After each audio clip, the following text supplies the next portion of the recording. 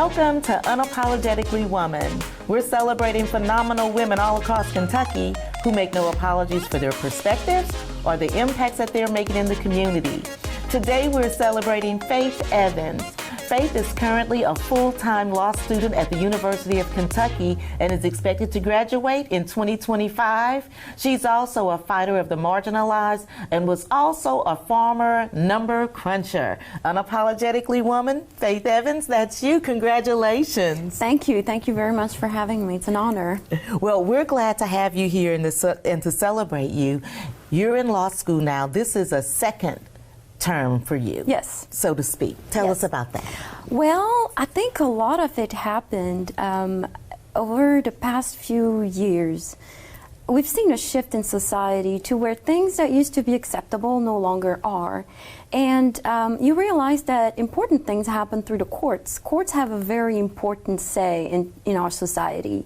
So after being an activist on the sidelines for a while, on the streets, protesting, I thought the best way to make change is to go to law school and have that degree to be able to actually effectively fight for people in the courtroom and advocate for people. And you've also had personal experiences that even make you want to be in the courtrooms even more.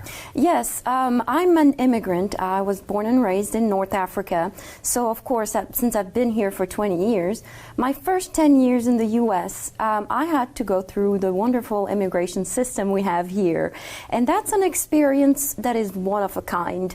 And I don't think there's a general understanding of how very, very hard it can be on someone, how expensive, how foreign, how at times a little bit demeaning. So I think having someone who has that compassion and understanding what it takes to go through American immigration courts, it gives a little bit of perspective, compassion. And compassion is something that you want to bring into the legal system. Yes. Yes, I think that if you bring someone in the courtroom, whether it's on the prosecutor's side or defense attorney, someone who can understand people's situations on the ground, someone who is not in an ivory tower, for example, I think you can kind of relate to them a lot better. You can talk at their level. You can understand their actual challenges and and advocate for them in a way that best fits their lives. Say you're defending someone that's facing eviction. Well, if you yourself understand how important it is to have a stable place to thrive, then you will be knowing what to say to a court, what to ask for a court, like a continuance, or try to find ways for them to stay in their homes, find ways to get grants to pay rent, and advocate for them in a way that's meaningful to them. And that's important for a lot of people because it is very difficult. We talked off screen about representation mattering, yes, and having someone that looks like you. Yeah, I think growing up and not seeing anyone that looks like you in positions of power is a problem because you don't see someone that you can see as a role model. Like right now, I look at our Kentucky court. I am so lucky because Fayette County has so many judges I can look up to. Judge Goodwine, Judge Moore Phenomenal. Murphy. Oh my goodness. She actually is one of the reasons that encouraged me to go back to law school. I mean, all the adversity she covered, she doesn't realize how much of an inspiration she is. But one of the things that I hope to do one day is become a judge. And one of the reservations I had is that I really don't want to campaign. I think that when you're a position of judicial authority, you shouldn't have to campaign. You should do it based on merit. But that's not the system we have. So if you find a way to actually just advocate for the system you want and let that be your campaign, I think that's very empowering. Judge Goodwine has been very authentic for herself. She didn't have to do campaigns in the traditional way. She was just there with people, and you can look up to her. So she's quite an inspiration, and all the women we have in our Fayette County court, A few years more than ever. Oh my goodness, it's incredible, with incredible backgrounds, with rich experiences as prosecutors, as defense attorneys, as advocates for the community at all levels of society. It's powerful to see that. Little girls right now are watching being judges, winning elections, and being excellent at it. And look at our own Justice Ketanji Brown Jackson.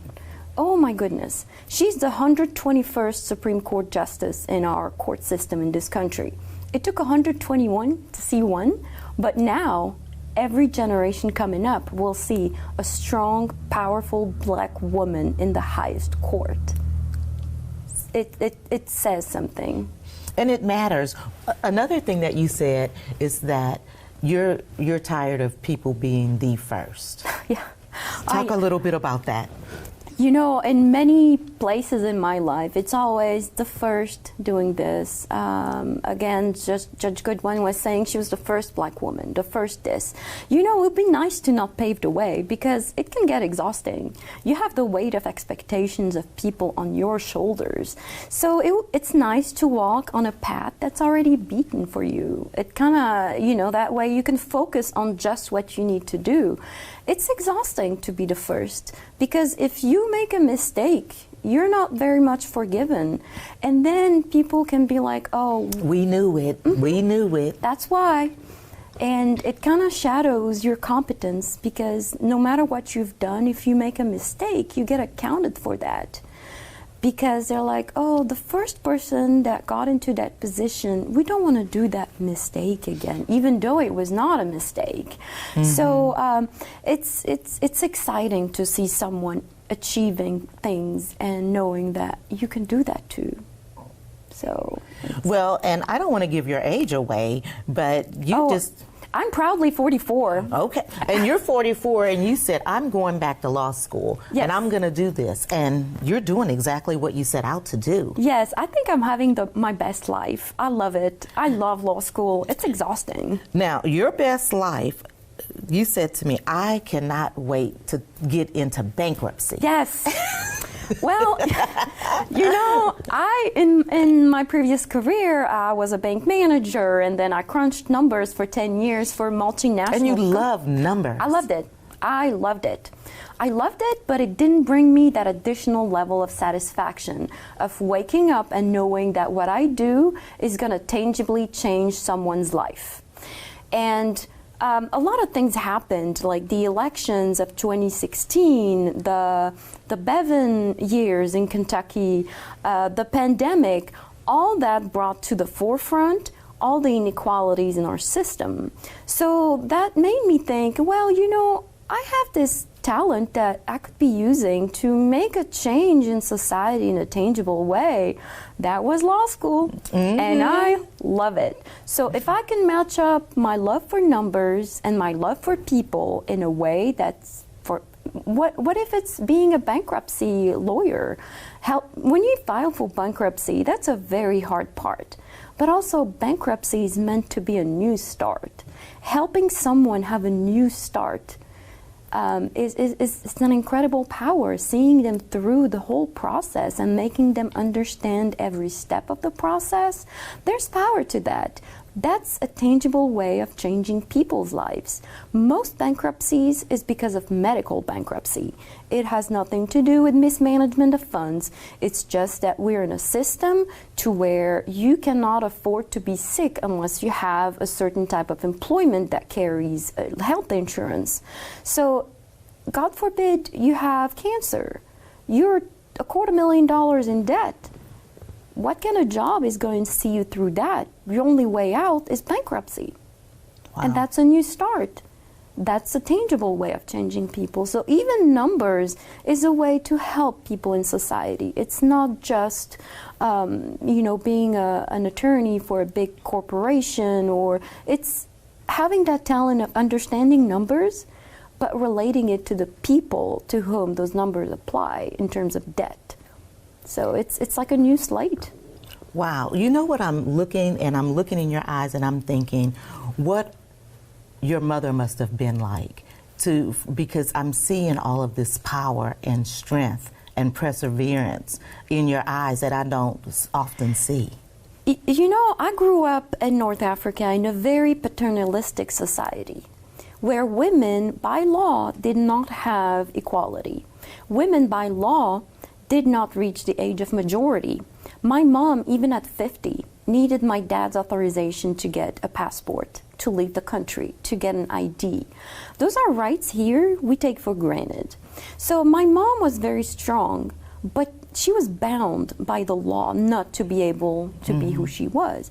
So women could not have the contractual ability to rent an apartment because you can't sign. You need a male member of your family, either your spouse or a male judge or even a minor boy, because a boy has power over women. Men get majority or standing. Women did not. So I think that coming to this country where there's some equality, but we can talk about that in a while, but you have the power to do things, and I feel like I'm doing things that she wishes she could have done, but she couldn't. Is she proud of you? I think she is. I think she is. I think I think she is. She's still over there, but I wish she had as many opportunities as I did. But I think I'm hoping to make her proud. Yes. You speak 5 languages. Yes. Tell us. Well, it's rather unusual. And how? It is unusual. It's unusual in the U.S., but it's very common abroad. So I was born and raised in North Africa, and Morocco, which is my country of birth, was colonized by the French and the Spanish. So just by birth, my first native is French, followed by Arabic and Moroccan. So just by growing up in Morocco, you speak 3 languages. Most people actually interchange the languages in the same sentences because we all do it. And then in middle school, I started English. So English is actually my 4th language. And then I took Spanish in high school, and I tried to keep up with it. So it's kind of a fluency that's kind of second nature. It's not necessarily extraordinary, but it's different for the U.S. because we're not used to that. That's right. It's a good asset, I think, because I can relate to people in their native language and have a role of not only talk to them directly, but also interpret, because there's a lot of culture behind a language. There's a whole governmental structure. Let's say I become an immigration lawyer and someone explains to me how in their native African country things happen this way. Well, not only I can talk to them in French, but I can also understand the system that they grew up under, which is very different from ours. We are quite unique in many ways. Well, so you've said to me, this is the happiest I've been in my life. Yeah. What brings you such joy? I think that I took control of my future and I took control of my life the minute I said, to be happy, I need to use all those years of experience and skill and bring them to help someone else, give back to the community. By all means, I've been given a new life by being an American. It took me 10 years to become a citizen. It was a very long process. But the minute I became a citizen, I was given a responsibility. And then after I achieved that goal, I started learning about my new country. I mean, I voted every election because I could. The first 10 years, I would look at people and be like, oh, I wish I could vote. Then I was given the right to vote, and I voted. And I want people to know how lucky they are to be born with that right, how expensive and how arduous it was to get to that point. So I think right now, it is my duty to give back. And knowing that I will be able to do it in a tangible way, it just gives me so much joy. It makes me happy to a whole other level. I'm no longer afraid of being deported. I'm no longer afraid of somebody telling me, you don't belong here. Oh, I belong here. I paid my dues. I'm here. I'm staying. And I want to make sure people know that they are welcome here, and whatever background they come from, they belong. So that's what makes me happy. Wow. Yeah. Look, we could sit here forever, but our time's just about up. I'm going to kick it to you for young girls and young women that might be watching and looking up to you. What kind of advice would you have for them? My advice is keep your eyes open. But my advice mostly is for people that are in position to become in position of power. All our judges that we have in our slates, all of our candidates, keep being visible because little eyes are watching and they need something to look up to. So keep doing the good in society. Don't ever expect to be patted on the back for it, because doing the right thing should be just because you're doing the right thing. It will speak for itself. You don't have to say anything. Eyes are watching. Keep doing your thing. Thank you so much. Oh, you're welcome. You guys heard it from Faith Evans. Little eyes are watching. You don't have to be patted on the back for doing the right thing. Just do the right thing just because it's supposed to be done. Continue to watch as we celebrate other phenomenal women just like Faith, who are going out of their way and making changes in Kentucky. We'll talk to you soon on Unapologetically Woman.